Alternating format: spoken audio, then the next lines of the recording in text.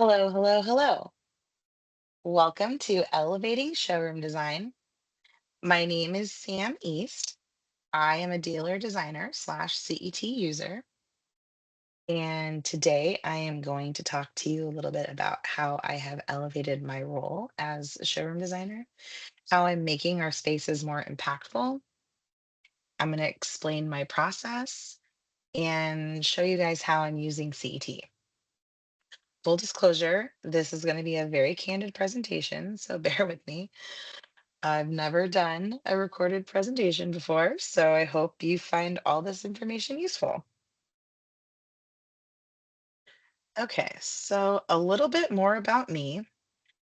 I have been in the industry for 13 years. 8 of those years have been with Tangram, and I've been the dedicated showroom designer since 2018.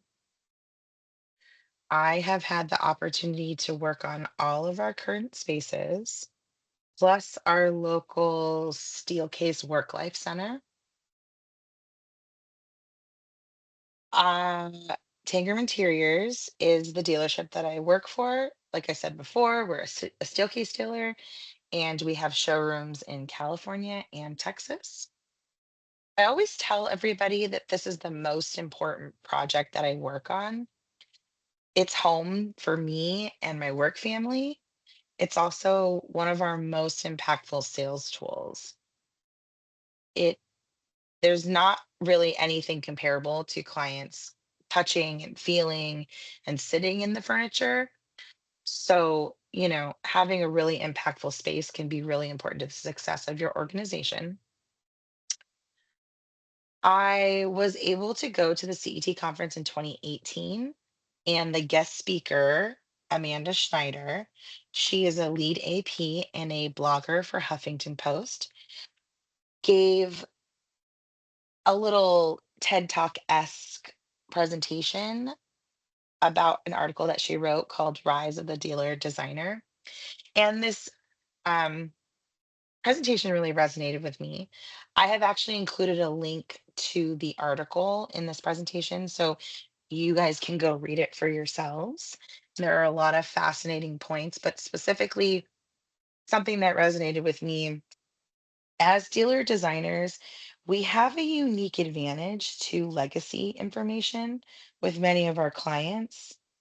And we're often the most knowledgeable ones in the room when it comes to the furniture. If the furniture falls short of the design intent, the client will not be served. And that quote really resonated with me. When I was working on my first showroom project, it was a refresh for one of our departments within our Santa Fe Springs showroom. And I spent a lot of time getting to know the head of that department, understanding what his goals, wants, needs were for, the refresh. And I obviously I do these things, with clients too, but I just took it a little bit more seriously, I think. And I oftentimes with showroom projects, it can kind of get, tossed around to whatever designer is available. And this kind of led me to believe, that maybe there is something here, like maybe there's something important about legacy information and the role of showroom designer kind of sticking with one person. So I talked to my boss about it, and she thought it was a great idea. And after that project, I've kind of been working on the showroom ever since. So it's a great article. I highly suggest you read it. A couple more things that I find special about showroom design. I get to learn something new each time I do a showroom project. I also get the unique opportunity to get to know everyone in the organization. At some point, I have talked to, you know, so many different members of our organization in all of our locations, which has been really great. I also get opportunities to push boundaries with creativity. Oftentimes with client work, I'm strictly working on the furniture, but with the showroom, I sometimes I dabble in lighting and wallpaper and paint and carpet. I get to really kind of push the boundaries and explore, you know, and kind of work outside of the box, which is fun. Other fun networking opportunities. I get to know a lot of our vendor reps, and I've cultivated relationships with many of them. And I got the opportunity to go to Copenhagen with one of our vendor reps, and that was really fun. So, I'm going to tell you a little success story about learning something new. Green Mood is a preserved foliage product that is comes from a company, Green Mood in Belgium. And on the left is my first stab at using their product. And this was our Dallas showroom, which opened back in 2023. And I didn't have a full understanding of the product. I kind of thought maybe Green Mood was gonna just sort of figure it all out for me. And I guess I just didn't do enough research and the wall really fell short. As you can see, the sides are unfinished. I didn't really think about the transitions. I didn't have a full understanding of the framing or how the product worked.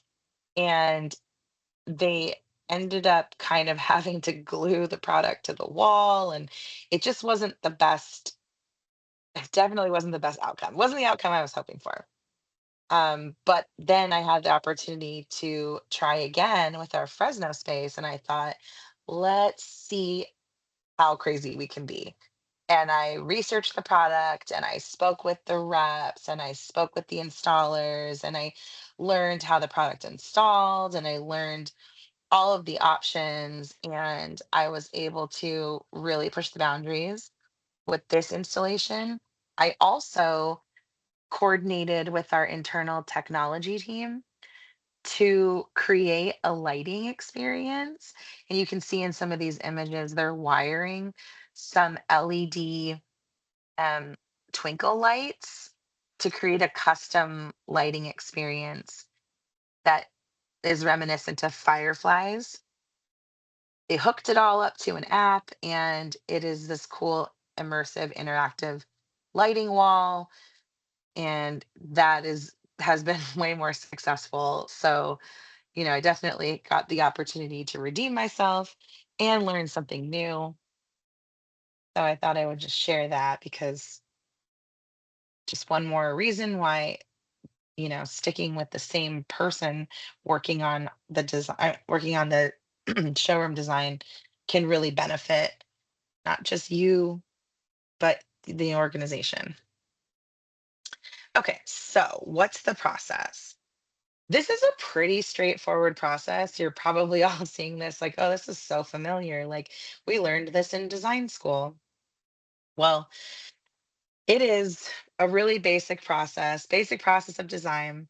I like to think of this as more of like a guide or a checklist, but I think there's a huge emphasis on programming. In order to be impactful, you have to solve a problem. So you have to identify what that problem is. And I think without like a really extensive programming experience, you can't be as successful. And then obviously design development, specifying an organization, execution, installation, and then your final output are the resources and tools for design and sales. And I'm going to dive deeper into each one of these um, bullet points, but I kind of just want to call something out. Sometimes the order of operations gets mixed up because sometimes the products come first, aka showroom offers. And this is why having one dedicated person is helpful. It all goes back to having this unique legacy knowledge. Like in many cases, I've already done the programming, I've already interviewed all of the different end users, and it's a lot easier for me to make a decision on what showroom offers are going to be impactful, how I'm going to use them, where I'm going to put them. And just one more reason why a dedicated person is a really useful. All right, so let's dive deeper into programming. Um, I have an example here. on the page of one of the programming elements of our Dallas showroom. And it was really important for us to understand what the flow, what the journey was going to be like for the employees, for visitors, clients, A&D firms, how were all of these people going to be using the space? How are they going to be traveling through the space? What spaces are going to be more employee owned, and just kind of understanding what that flow was going to look like. So, we really did a lot of research and studied the space and identified the needs. There's obvious ones, right? Like you always have to understand your budgetary constraints, and those will be different for every project. When it's just, a one off conference room, obviously the budget is a lot smaller. In this case, we were moving into an entirely new build space. And so the budget was much larger. Um, Another interesting piece of this particular project was establishing goals and major deadlines. We had a major deadline of, our lease running out, and we were going to need to move or we were going to pay double rent. Well, we had so many construction delays that we ended up paying double rent for quite some time. But, typically establishing the goals and understanding what the major deadlines are, those are important programming details for any project. Just checklists for you to be successful. Like I said, we did an extensive research and study of the space, identified the needs. This was just one example of one of the needs.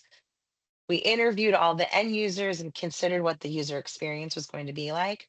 And this was also the showroom project where we really engaged with our tech and AV teams and we developed technology standards. So that could include the users, the employees, standards, which would be, monitors on their desks. But we also developed standards for huddle rooms and large conference rooms and what type of telecommunication, we would be using, which helps in development of the furniture that you're going to put in each of the spaces. So it's really important that you kind of build a rapport with all of your internal teams and approach this project like you would a client project. Ask all the questions, understand what the problems are that need to be solved. In some cases, you might be collaborating with an architect, and oftentimes with these projects, I'm usually the main point of contact with the architect team. We kind of think of the upper management as the client, and typically I am presenting in conjunction with the architect to our upper management and decision makers about, whatever it is that we're planning to specify. That's usually only with a large overhaul of a full showroom. Most of the time, there's not an architect involved if it's just a one off space. And then it's just me presenting to upper management. Um, Also, I think there are some unique advantages, and kind of like what I was mentioning before with the moss wall, there's no such thing as a mistake. Wink, wink. My boss likes to call them happy little accidents. No one else knew that I had made a mistake with the moss wall. No one really knew what it was supposed to look like. Um, it was, only I knew that. And it's definitely the opportunity of more of a learning opportunity than making a mistake. Obviously, there's a financial implication, but seeing as most of the time the showroom discounting is fairly decent, it wasn't a huge financial implication. So I was able to think of that one as more of a learning opportunity. Okay, design development. Um, our CEO loves to ask, what's the story?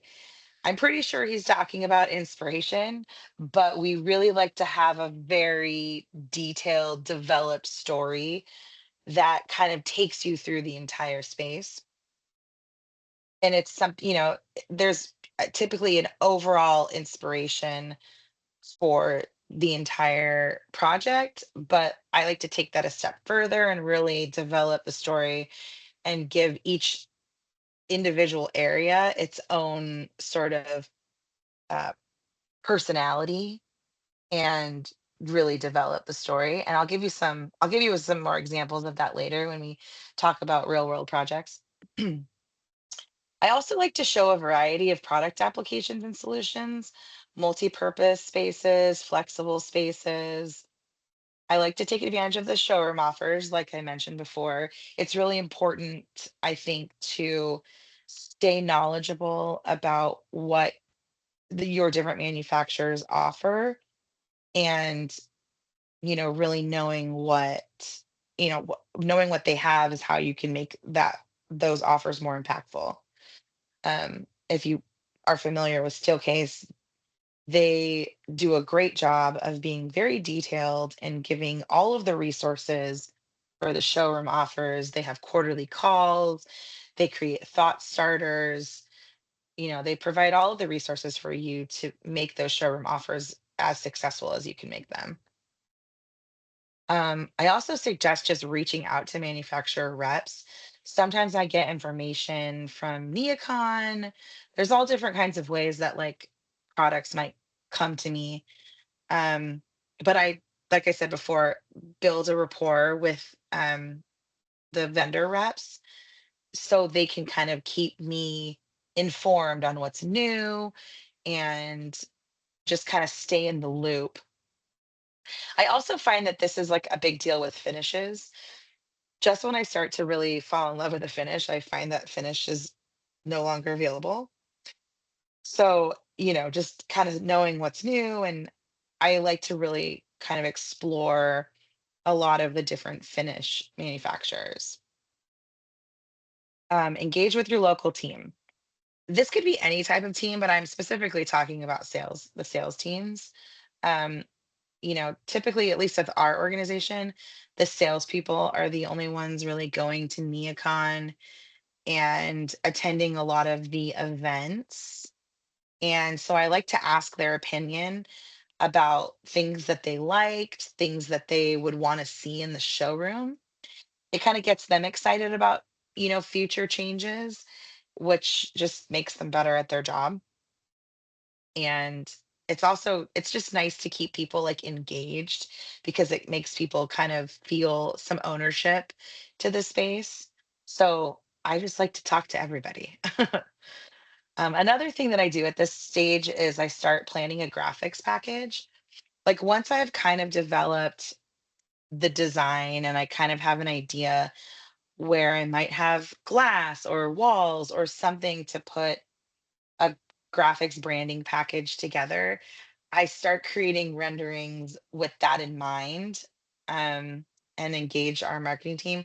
We're really fortunate enough to have like a really fabulous marketing in-house marketing team, and they can do a lot of vinyl printing and have access to glass films and just different types of graphics that really make the space that much more impactful. It just like elevates the design and kind of creates this sort of personalized branding experience. Like when you walk into a Tangram space, you know you're in a Tangram space. It's very well branded. Um, and then another thing that our CEO always says is that our spaces have to be aspirational. I am we like to push the boundaries. Everything can be value engineered, but most people lack the ability to see beyond what is right in front of them. And it's kind of our job to show them what's possible. So, aspirational designs are kind of the best way to do that.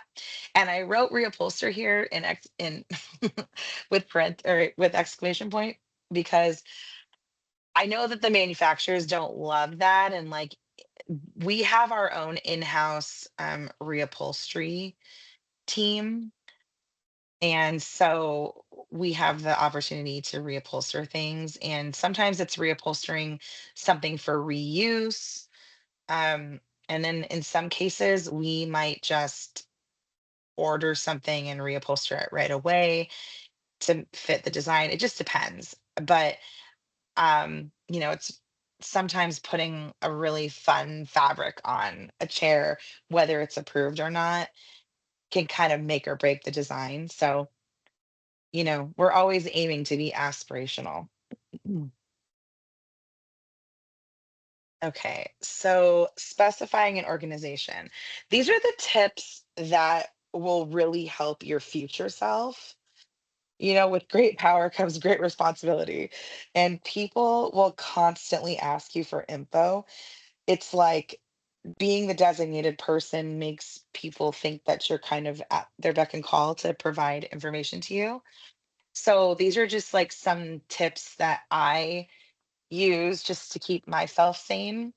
But I always create a master file, and I mean, this is kind of like organizational stuff that I think works with client projects as well. And I kind of function the exact same way with clients, but I'll tell you why specifically this kind of works with showroom projects, because at some point another designer is going to ask you for the specs for something. Can you send me the file path to your drawing? I don't like to send the file path to the drawing. I like to keep all of my files like hidden, because it's so frustrating when you go back to it and then somebody has accidentally saved over, not saved it properly. There's just too much room for error. So I create a master file, and then I create every area that I create within the master file. I save it as a block. I create a favorite. I make a folder for all of the favorites in each showroom. And I also create a separate drawing for anything that I specify. So, like, the best example I can give you is when we do an entirely new showroom. You can see there's a file folder, and I've listed all the Fresno showroom areas, and each one of those is a drawing file. It also has an associated PDF with it, so you know what that drawing file is. We use that for installation, use it for reference. And then I create a folder at the top of every showroom folder so that people don't dive deeper into the folders and try to go look for things. I just say showroom files for design use. And that's where I save the master file, the individual drawings I've created, the blocks, and the favorites, so they can just grab it and drop and drag it into their drawing, and they won't have to ask me too many questions. Another piece of the organization, and this is kind of like when you're specifying, I definitely have learned to identify the long lead time items earlier, because sometimes that'll kind of nip me in the butt and I won't, at the beginning when I was first starting out, I wasn't always looking at that, but now it's definitely how I start my specification process. Um, And then I quote and order everything by area, even if it's small. Like I said, I create a drawing for every single area so that when I'm quoting, my calculation views are all saved within that drawing. So I'm not having to create quotes inside of the master file, because it could just be so much more cumbersome. Um, Another thing that I do, which I guess I didn't put a bullet point here, but another thing that I do with those individual drawings, oftentimes I'll create renderings of the individual areas, and I will render within the block. And when I get to tips and tricks, I'll kind of walk you guys through that. Um, and then when I share files with our team, it might be conceptual drawings, install drawings, spreadsheets for order tracking, whatever those things are. I like to create a share folder with the team that I'm working with, like internally. Typically, it's our project management team.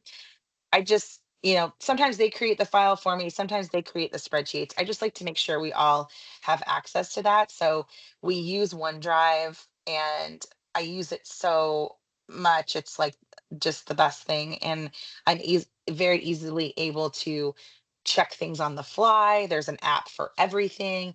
I can use my iPad, I can use my phone, and I can use it to quickly reference when I'm in a meeting. It's just great having like shared file folders. with the team. And the other little tidbit is that on every install drawing, I add the order number. I don't know like what the type of you know, what specifically everybody's dealership does, but I just like to make sure that information is on there. And then this is also the point when I start beginning to build the showroom guide document. So going back to like deliverables and resources and tools for sales and design, I make a showroom guide, which is kind of like a presentation, I guess, of all of the showroom documents, but it has everything. It has order numbers and specifications, and it has installation drawings and renderings. And so, if anybody needs to know anything that's in the showroom, we try to make sure that all of that information is collectively in a document that is available to everyone in the organization. Okay, execution and installation. This is when I start really coordinating with all of the internal teams. Um, Graphics is our marketing team, technology, that's, we have our own internal AV team, and we kind of start planning all of those things. And I personally like to show up to the installation days whenever possible because, like I'm the one who has the most insight as to what my intentions were. And so I like to make sure that the installers are executing, you know, to the highest degree possible. Another thing that I do with each of our spaces, and this kind of goes back to what I was talking about, giving each area a personality. I really curate the accessories and plants, for each space. Like I kind of have that in mind when I'm specifying the furniture. I kind of start thinking about that when I'm specifying and organizing and thinking about the graphics. I try to think about what kind of persona I want each office or each space to have. And I kind of touched on this earlier, but we are our own worst clients. Move-in dates tend to be moving targets. And you can't always, I mean, we can track an order, but something goes wrong and something comes late and it's definitely, can be challenging. So I just like to be more realistic with my boundaries and deadlines. And I don't know what it is about the showroom projects, but for some reason they just tend to drag on and on and on because they can, because we're not really trying to impress a client so much as our own selves. I don't know. There's just something funny about the move-in date being so flexible. And this has actually been my experience with every single showroom project that I've worked on. I don't know if it's a Tangram problem, but it's definitely something that I've experienced with every single project. Okay, and resources and tools. I was kind of mentioning this before. Share drives curated with useful information. It keeps your master file safe. You only share the favorites. Keep PDF copies of specs for reference. And it's also really helpful when you need to solicit help. Um, you know, I sometimes tend to feel like I'm on an island because I don't have a dedicated salesperson when I'm working on the showroom. And the team, it's not really like this, like a team like it is with our typical process for clients. And so I can kind of feel like I'm all alone working on something. But because I keep all of the showroom drawing files individual to area by each area, I can tell someone to jump in and, hey, can you help me specify or make a change to this one drawing file? And I could still be working in my master file and they can make the change and I can ask them to just resave the favorite and I can just drop and drag it in and it's just a much smoother, cleaner experience. And then I also mentioned showroom guides. Um, we develop fairly intricate showroom guides for each of our showrooms, and it has been very helpful because when someone calls me asking for information, I direct them to the showroom guide. I get a revolving door of requests, and it helps to have share links handy, documents handy. And I'm just going to pop this open and show you an example. of the showroom guide. Just slide it over here. Sorry about that.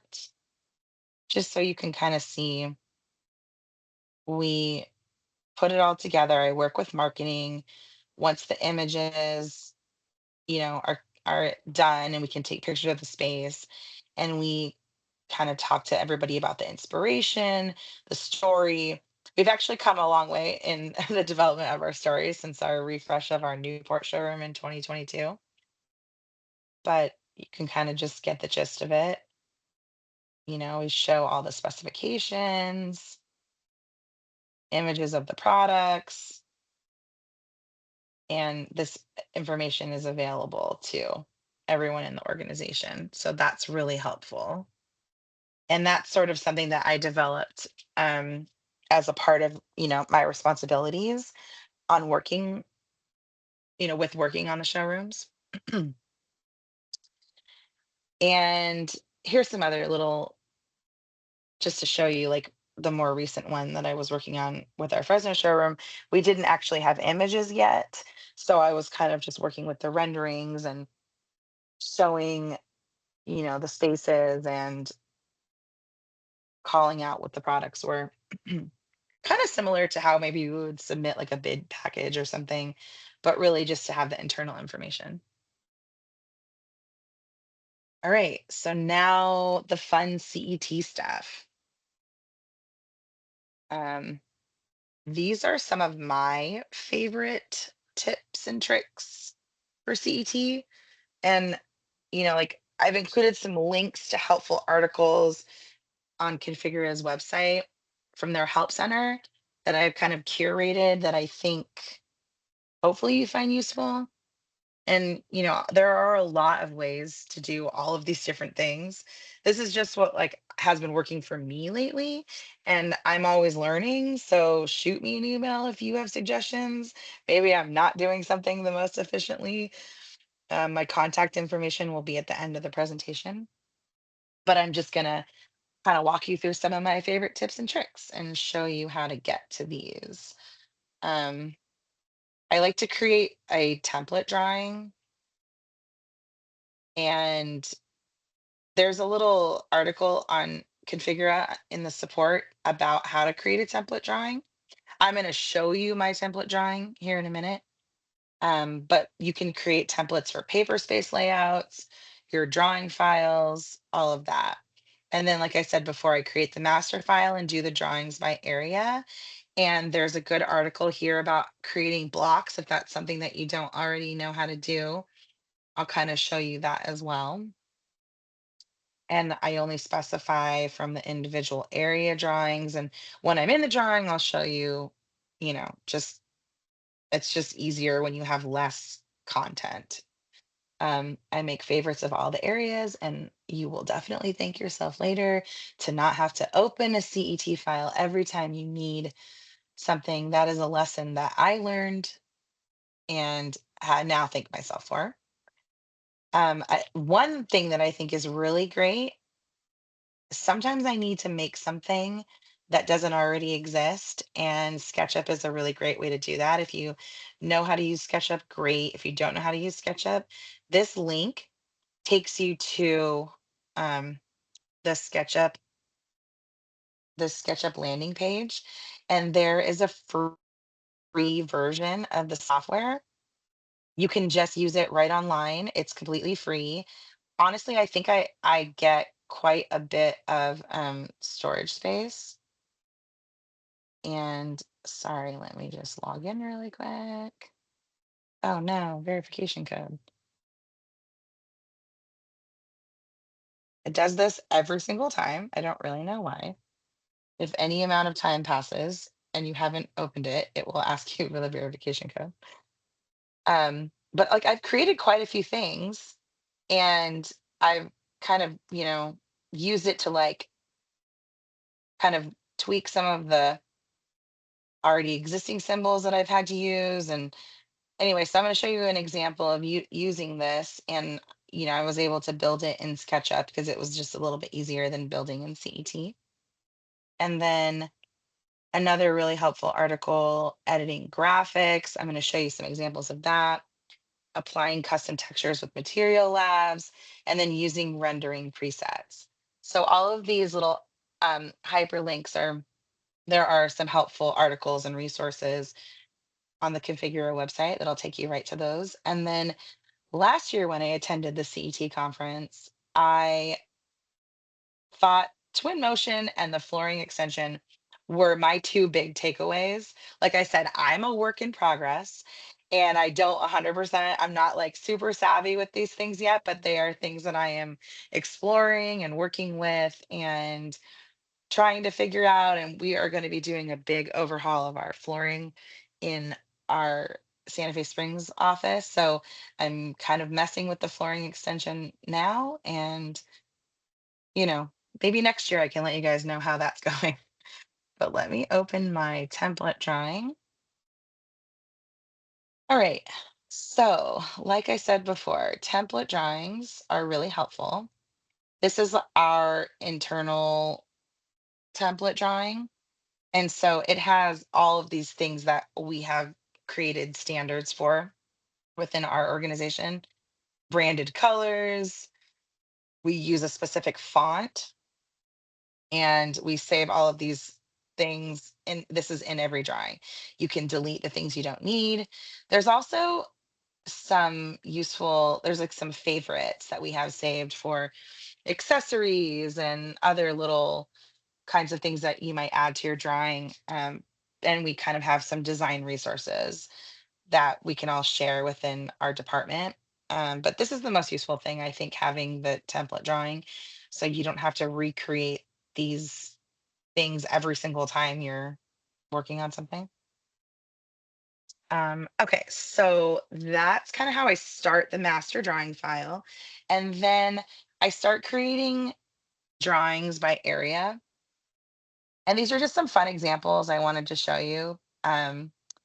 Because like here I was able to kind of mix and match a lot of products and same thing here. Like I just try to like put as many things as I can that make sense, that make it kind of, be multifunctional, obviously fit in the space and showcase a lot of products. And I find that you can like really mix and match.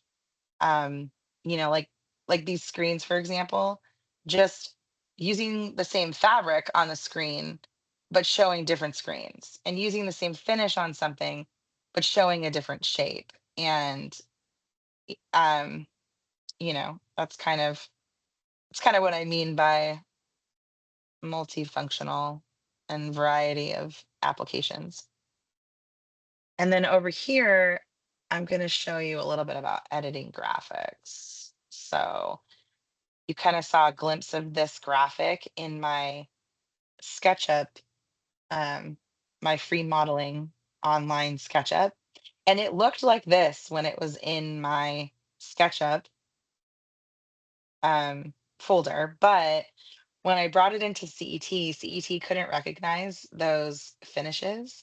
And so it started to look like this. And I had to make that graphic editable. And then I used the Material Explorer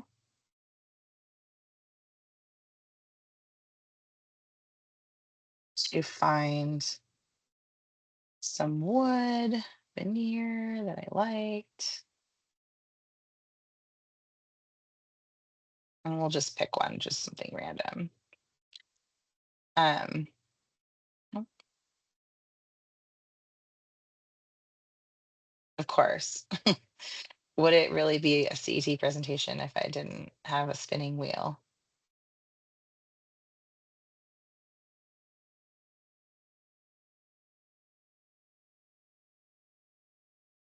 And I had to reapply this graphic. Oh, this is funny. Reapply this graphic and figure out which lines to put it on. Okay, so now you can see that this is all super weird. So I'm going to show you guys another really interesting trick. Let me just minimize this. So when you go to edit graphics, and sometimes your materials don't look like what you want them to look like, especially with a SketchUp symbol or a 3D CAD symbol. To be honest, the most recent updates, I had some other symbols in here that used to give me problems when I was applying finishes to them, but they seemingly are fixed. So I couldn't use those as an example. So I'm going to try to use this one as an example. Um, but anyway, so we made that editable. And then now you can kind of see that I've clicked on this and it has highlighted the mesh. And when I go to auto UV, now you're able to see that wood grain. I don't think I selected the exact same wood grain that I had selected before. Let me see here.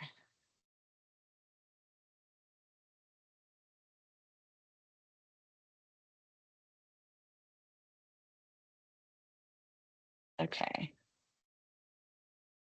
But you get the gist. You're able to kind of correct the way that that finish was applying. And then let's see.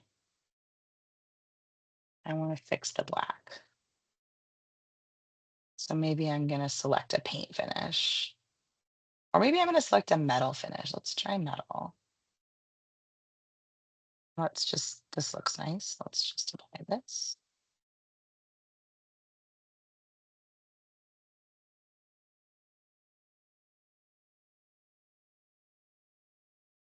Sometimes you have to like select a few um,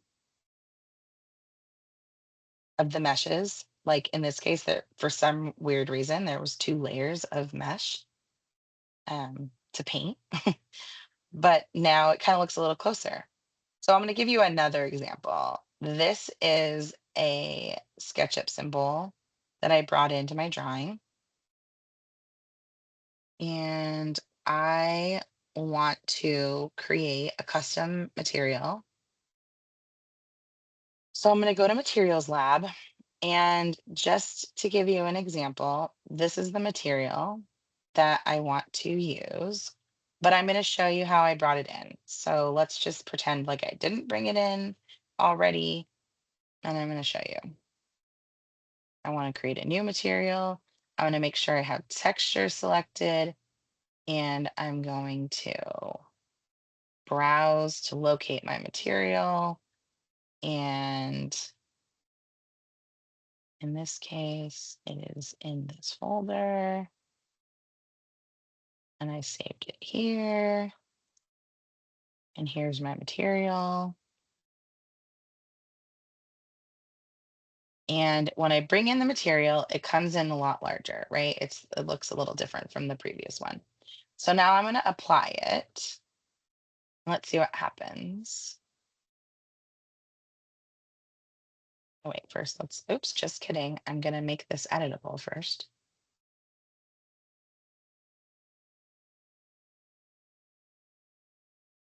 Okay, so now that I've made it editable, you can see these meshes are highlighted. And I am going to open my materials palette, in my materials lab, and I'm going to apply the fabric and see what happens. Oh, that's super weird. Look at how it has applied the fabric. It does not look like what I want to see. So now I'm going to highlight the mesh in question. I'm going to open the mesh dialog box. I'm going to click Auto UV. And you're going to see, oh, the pattern looks a lot better than it did before. But I'm still not happy with the scale. So I'm going to go back to my materials lab, and I'm going to adjust the scale. Okay, so let's pretend that I fixed the scale. Here's how I fix the scale.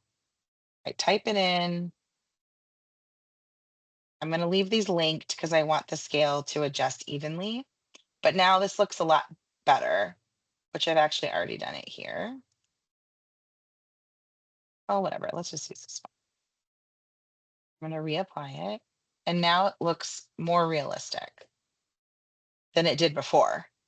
And this might be something that happens with, graphics that you bring in.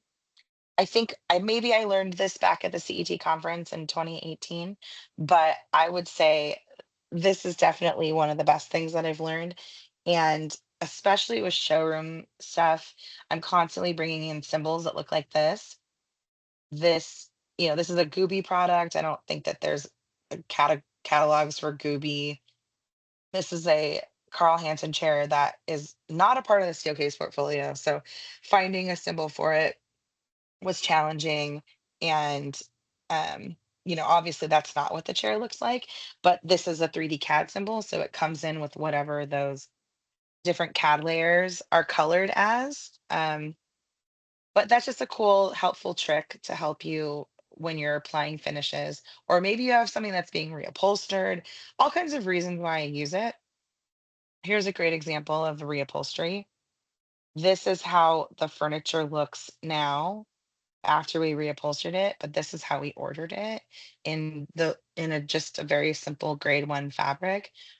And I had to manually paint all of those finishes. We also did a special um an OLL, like an open line laminate for the top that we had to have tested um from the manufacturer. So that wasn't available. I had to kind of find that finish online, create my own swatch and paint that on. So it can be a little cumbersome and time consuming, but it just really elevates your renderings. And I will definitely show you some examples of that because my renderings have come such a long way. Another thing is working in blocks. So I'm going to just show you an example in this block. If I'm working on a showroom space and I have to render something within oh good, this is a perfect example, making us wait. I have to render something within the block because it's a lot easier to render in the master file. If I have to do that, I will render within the block. I will also do it because when I save that favorite and I work in that block, the rendering will save within the block, which is like very useful. So you can easily just go back to those views and they're already there. So let me just show you this in Photo Lab.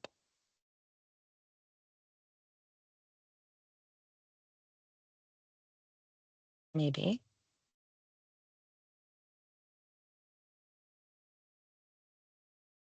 Bummer.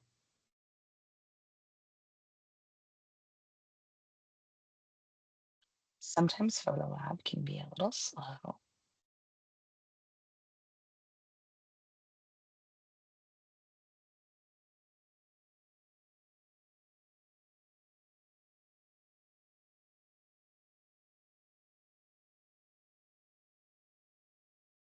Okay, so I think it's good.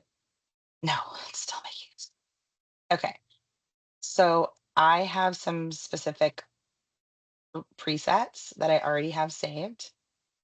And these are my presets that I'm using. And I have one set for this particular application. You can use the link that I included in the presentation to show you how to save a preset.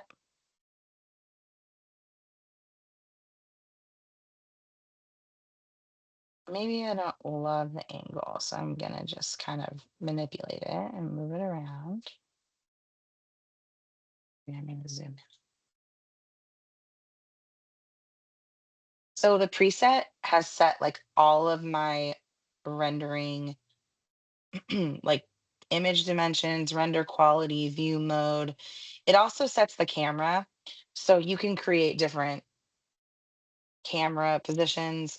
sometimes I just do that manually because it's just easy enough. I also don't love this flooring. So let me just go back. I have a flooring preset saved that I use all the time. My 000 white floor has reflection, a little bit of reflectiveness to it. And it's back. Okay. So anyway, you get the gist. I can use these presets to kind of set up all these settings and not have to do that manually every single time. So I highly recommend using presets. I have tons of them. You can literally just set a view, and now you have a view, and you can say add custom preset and call it whatever you want to call it, save it, click OK, and it'll just save right here for you to use for the future. So if you really love how your rendering came out, I'm not even going to waste everyone's time with clicking render because I'll show you some renderings in a minute, but that is a really helpful tool. So I think that's pretty much it. We've kind of talked about editing graphics. Um, we've talked about using SketchUp. We've talked about using blocks. We've talked about applying textures. And yeah, I mean, definitely I would just read the articles that I included. And now I'm just going to toggle back to my presentation and show you guys some renderings. So these are some renderings that I did of our Santa Fe Spring space back in 2018. And I mean, they're lovely renderings. I think they're good, but I hadn't fully figured out how, what my process was going to be.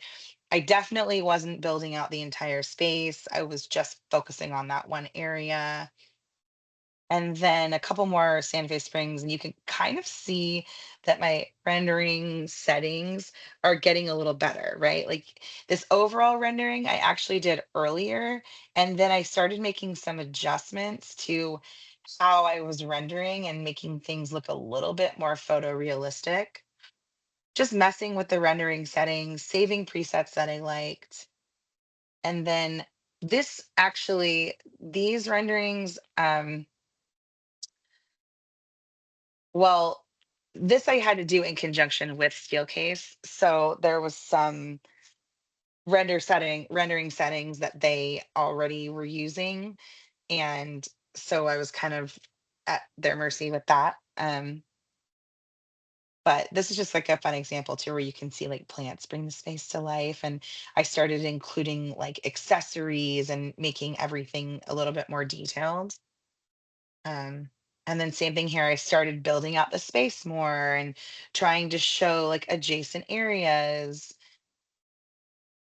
and making things a little bit more photorealistic. And then I started rendering the floor plan in a bird's eye view and trying to make sure even like the carpet textures were accurate. And then here's some examples of how I'm rendering the furniture on white space. So now I've started doing this for showroom guides because it's easier to kind of isolate and see the specific furniture pieces. And then this is my most recent project in Fresno.